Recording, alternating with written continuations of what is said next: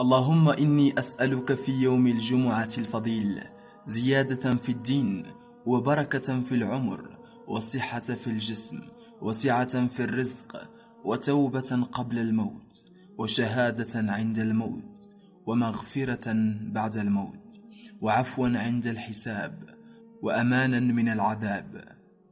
أسأل الله العظيم أن يحصنك بالقرآن، ويبعد عنك الشيطان، وييسر لك من الأعمال ما يقربك إليه، وأن يصب عليك من نفحات الإيمان وعافية الأبدان ورضا الرحمن، ويجعل لقيانا في أعالي الجنان. اللهم أذق قلوب أحبتي برد عفوك وحلاوة حبك، وافتح مسامع قلوبهم لذكرك وخشيتك، واغفر لهم بكرمك، وأدخلني معهم برحمتك.